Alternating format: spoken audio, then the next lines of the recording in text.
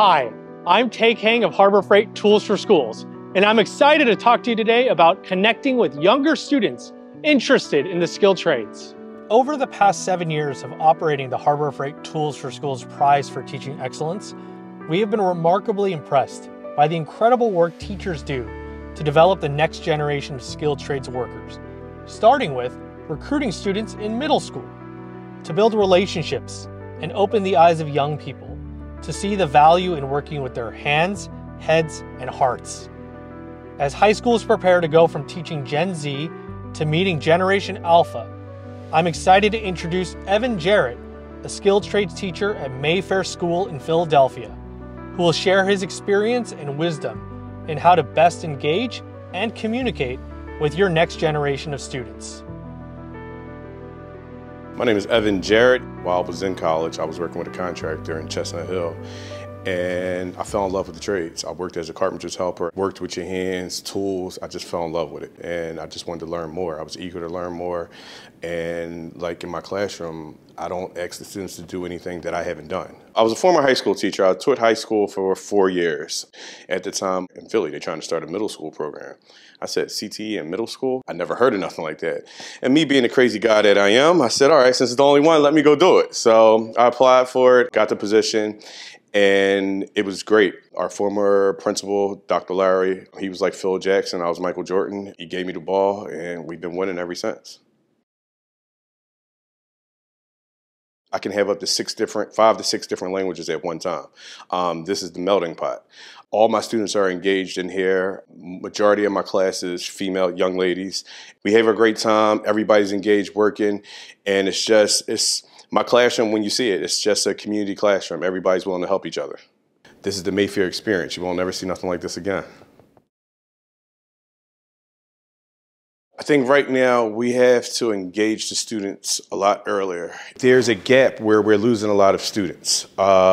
With social media and everything that's going on, if we don't capture them and have them introduced to the trades earlier, we're going to lose them, and we're never going to be able to actually run successful CTE programs, because students that complete here, they know what they want to do when they go to high school.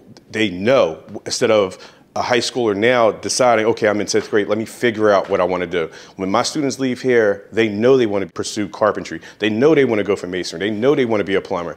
That's why I think we need to actually engage them earlier.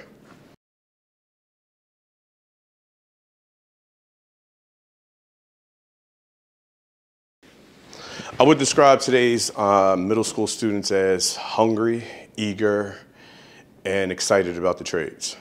The students that leave my program, they're gun-ho about the trades. I tell them all the time, if you get through me, you can get through a high school program. I treat it like a job site. I just try to put the students in real-world situations. We actually go around to the 7th grade hallways, make repairs in the school, just so they can have a sense of pride in the building and everything that we do in the classroom. A lot of instructors, they treat it like it's the 80s. This is a different group of students. We have to be able to pivot our instruction and be able to change on the fly. We also have to embrace technology. Technology isn't going anywhere. So how can we bring that into education? We have to figure out ways how to do that. That's what I'm doing in my classroom, and we're flourishing.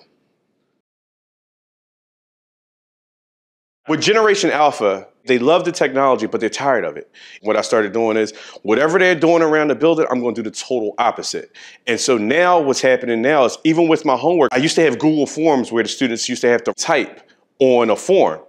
We're not doing that no more. I want you to write down on a piece of paper and turn in a piece of paper, and I want to see it as, because now we're incorporating more senses. So all the old stuff that we used to do, me as a student, I'm bringing that back into the classroom. Even if we're like, classroom is only 45 minutes. Even if we're just coming down here banging some nails, or we got these little blocks where they build the blocks, building blocks up to the light. That was the record, from the table to the light. They're just excited doing the small little things that we used to do back in the day. We're returning back to analog. High school trade teachers should actually embrace social media. That's where the students are at. They need to see what we're doing in our classrooms. It's always been like, hush, hush, don't let anyone see what we're doing in here. We actually have a podcast in my classroom, the Dope Student Podcast, where we actually get industry professionals to come in and the students run it. And everybody's excited about the trades. You have to advertise. It's a popularity contest. We don't want to say it, but if the students don't like us, they won't learn from us. So we have to sell our programs. We have to do a better job of doing that. We have to get out there so people can see what we're doing. It's not the secret thing no more. If the squeaky wheel is the one that gets the oil. So like, you got to get out there. We have to get out there so the parents can see it, so everyone can see what we're doing out here. So interest would pick back up. Be upfront with the students. I'm very upfront as far as my expectations, the rules, and it has to be black and white. You can't show favorites, and you have to give them grace as well. So you got to find that perfect mix, and everybody's mix is different. One thing I tell my students, I'm going to treat you like adults until you show me otherwise. If you come in and act like an adult, act like a student that's going to high school, I'm going to treat you like that. I give you a lot of freedom in this classroom. There's trust, but you have to act as such. We're working with real tools. These are not baby tools. We're working with real tools. I cannot watch you all the time. Safety is the most important thing. So I'm going to treat you like an adult. You got to focus on building relationships. It's not a dictatorship no more. As much as we try to say, oh, it's done this way, my way, you have to build relationships with these students. They have to feel like you care about them, you want what's in their best interest. What high school teachers should avoid doing is thinking it's going to be an all-boys class. It's not. We got to get the young ladies involved, and the young ladies in my classroom, they're excelling. The students actually have to feel empowered when they come into your classroom. It has to be inviting. We have to do a better job of just embracing, letting the community come in, the industry come into our classroom, talk to our students, and engage them in the student setting. I believe the best way to remove the stigma is to show the success stories that we have in this program. I have a young lady, she received a scholarship to a private high school for this. I have another young lady that's actually currently in high school to be a carpenter. They're learning, and it all started here in middle school. We do have our success stories, but the hardest thing is just trying to remove the narrative of like the trades are dead-end jobs. I think the best advertisement is the students. You get the students talking about your program in other classrooms in the halls, and they talk about what they're doing in the classroom. That sells the program. You got to meet the students where they're at. We have a TikTok page. My classroom, we have an Instagram page. My classroom, we have a Facebook page for the parents. You got to meet the students where they're at, and you got to reach them before you can teach them. If you're not reaching the students, who's going to know? My classroom here, we take a lot of pictures, we take a lot of videos, because if I tell you I have a 5th grader using a miter saw, you wouldn't believe me. But if you see a video of her actually doing it, there you go. Got to get out there on social media, got to promote our program. My whole classroom is on video now. We actually start off on, I actually do a video about me. I think it's what happens is I introduce the students to me as a person, so they can know how many kids I got, how long I've been married, my wife, what I do in my spare time, what I like to eat. They know all about me first. We have tripods set up, and what happens is, being those a lot of my students are English learners, there's not a lot of speaking in my videos no more. It's them seeing what I'm actually doing with my hands. So when they come in, they know what they have to do. And I can actually get the tools in front of them. But it's me. It's me recording. My videos are probably no more than 7 minutes because attention spans. But they love it. I edit my videos. They are posted on YouTube on private links. And I can upload that to Google Classroom. And they can watch that as many times as they want to get comfortable with the content. Since I knew I didn't have a lot of time, I had to figure out how can I get this material to the students and not waste a lot of time teaching in the classroom.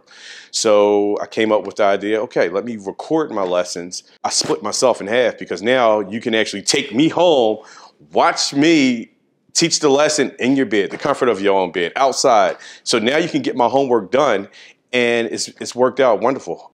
We get a lot accomplished. Within a quarter, we can go over plumbing, electrical, masonry, safety, hand tools, and power tools. And they love it. They love it. And like, I have high school students now that reach back out to me and tell me, Mr. Jarrett, I miss your homework. I miss your homework, because they see if it's something that you're not sure about, just watch the video again. And there you go. The students really love when we're outside working. They love going up at the top of the 40-foot ladder, touching the top of the school and coming down. They love putting the safety harness on, but they also love doing masonry. They love plumbing. It's just everything about the trades they love. And like what happens is you may have some students that are particularly good in one trade and not care for the other, but everyone's engaged. But I try to put the students in successful situations. My classroom, they all want to be here. They all want to be here. They love when we build.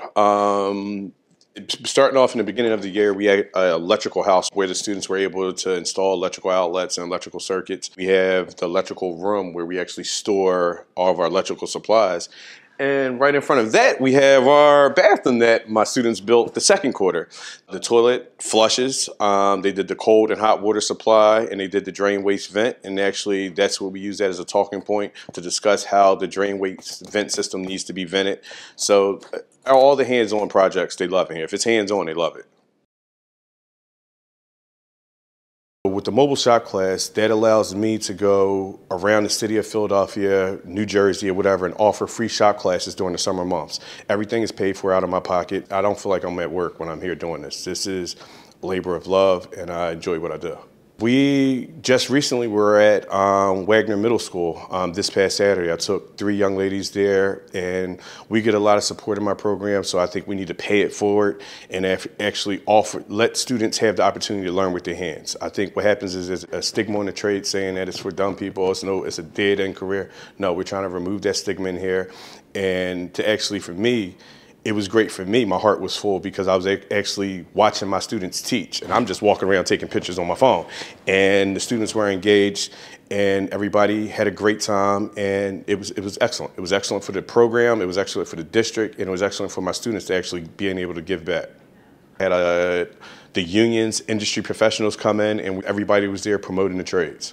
For me, it has made me a better teacher because I'm literally in the streets during the summer teaching this. And I think a lot of teachers should, during the summer months, perfect your craft. This is your craft. And like you want to get better and better each year. And that's what I try to do every day in my classroom. The most important thing in this teaching overall, which I found in high school, which I'm finding true in middle school, build those relationships, because I can be harder on the students because they know I genuinely care. When you're coming from a place of love, as I do in this classroom, the students and the parents know you have their child's best interest, and that's what I do at all times. I'm here for my students. I would do this for free. You can go on Instagram. You can go to Mr. Jarrett _construction tech. That's Mr. JARRETT _construction tech. You can also find us on TikTok, the.dope.teacher.